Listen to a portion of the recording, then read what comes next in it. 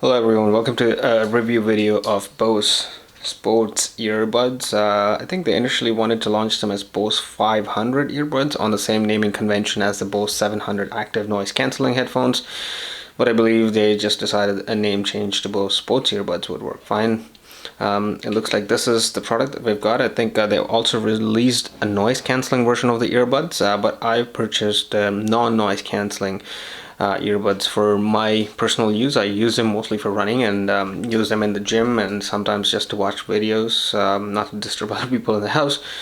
But that's my main purpose, and that's why I've gotten them. If I really used the noise cancelling feature, like if I'm traveling so much and if I'm using for office, going to the office very much, I would probably purchase the noise cancelling versions of them, but I am not going to the office. I mostly work from home due to the pandemic, but so I'm sticking to these headphones or earbuds. So I'm just going to quickly this is a random review. I'm not going to be focusing too much on a specific detail, or I'm not going to be listing the advantages and the disadvantages like my other videos. What I'm going to be trying to do though is just randomly talking about some things that I like about it, some things that I don't like about it. So it's going to be from the fact that I've only used them for 2 days now, and so this is not a long-term review. This is just a first impressions, you might say. And also I've used it for 2 runs so far and 1 gym session, or the strength session. So I think it would still give a considerable amount of information, but not from a long-term perspective or the durability perspective. But although I believe Bose is very durable, or Bose products are usually very durable. So this is the case size we've got.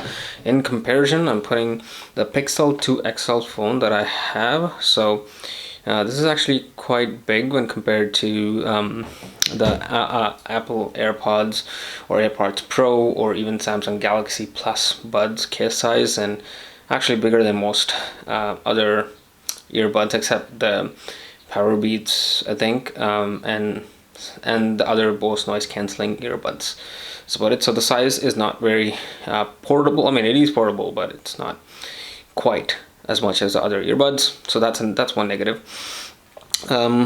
Just to open this up, this is the way you open it up. One quick click and you get to these earbuds. I really like these colors. I don't know why a lot of people don't go for it, but it's just a personal preference. I really like them. I just don't like the very plain black, and mostly plain black. I just only go for them if I don't have any other color in stock. So I just really like them. I like the really small form factor to these earbuds. You know, the ear wingtips actually look much bigger than the earbuds. The last version of them, the whatever wireless Bose earbuds that they had, they were much heftier and also I mean bigger. Not only bigger in size, but also heavier in size. When I'm having these in my ear, they don't feel heavier. Although I can feel sometimes with heavy head shaking, I can feel them moving a little bit, not too much, honestly.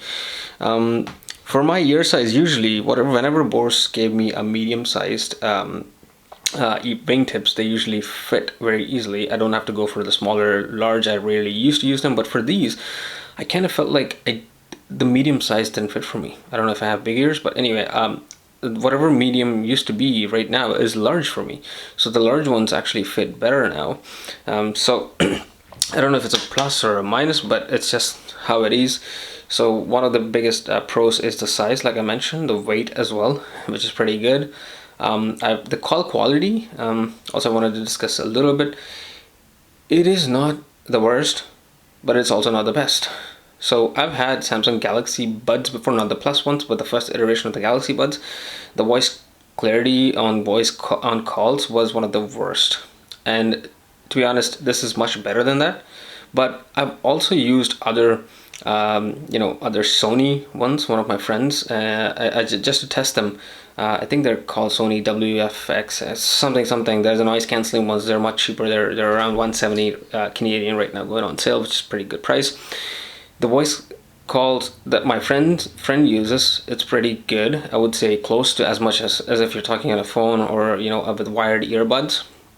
So these ones are not up to that mark, but they're better than the Samsung Galaxy Buds, the first iteration. So that's a kind of a pro and con at the So that's one thing. The battery life on this is advertised as 5 hours. I believe I got the full 5 hours and then some. I think they lasted 5 hours and 15 to 20 minutes more than that. So close to 5.5 hours actually, to be honest.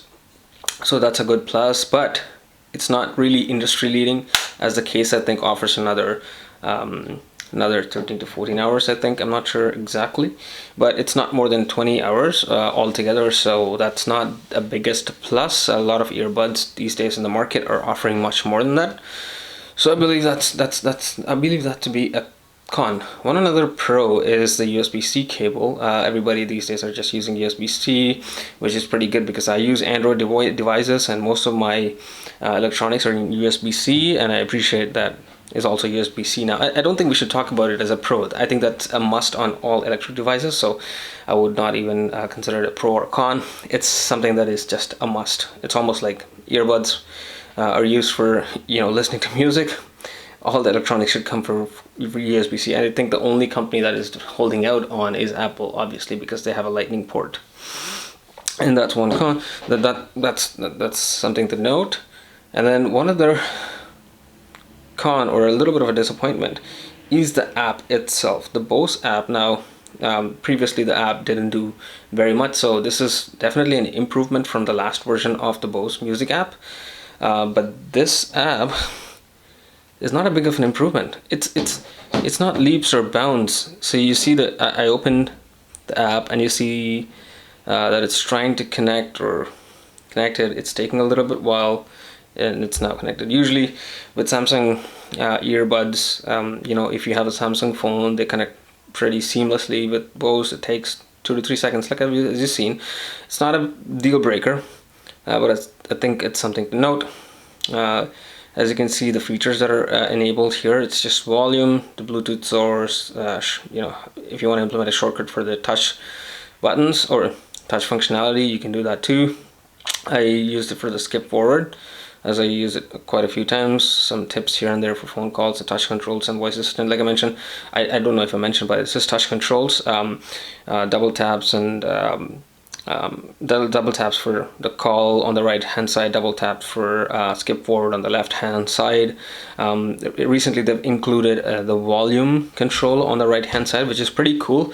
I don't even know why Bose released it without volume controls when they have a touchpad outside. That was a very foolish move. They should have waited until they've implemented that feature and got it out, and not just release them without it and then 5-6 months later you include that feature. If you really had the potential or to include that feature initially, why would you not include that?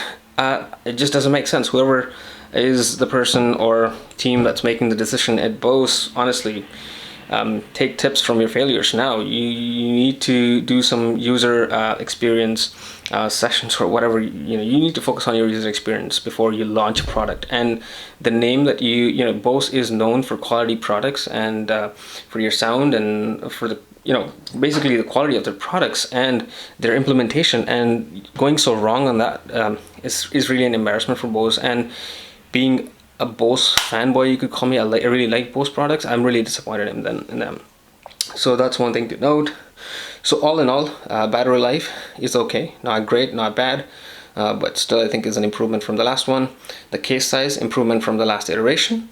The size of the earbuds, very big improvement. They're pretty light and pretty, they don't stick out as much. That's pretty good. The sound quality though, a little bit of not a disappointment. This is not a disappointment, guys, because a disappointment would be something that they really did a bad job. No, they didn't do a bad job, but they also didn't improve anything from the last iteration. They sound the same as the last Bose earbuds, the wired ones and the non-wired ones.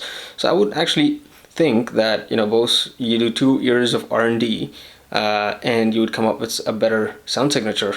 I was not, so whenever I bought a new Bose product previously, I was pleasantly surprised by the sound, or something new in my ears, something better, something clearer, or something with a better bass. But this time it didn't sound that I got a new pair of earbuds. It just felt like I'm listening to a Bose earbuds that came out 3 or 4 years ago or 5 years ago. And so that, I think, is not the best best thing that they had done with their R&D in the last 2 or 3 years. You should have spent more time. And I've heard from other reviews, I've seen from other reviews that the noise canceling ones have a better sound signature. So I don't know why you wouldn't implement that in this product. I mean, you clearly have those for noise canceling, but I believe Bose sound signature should be just that, a signature sound for on all their products.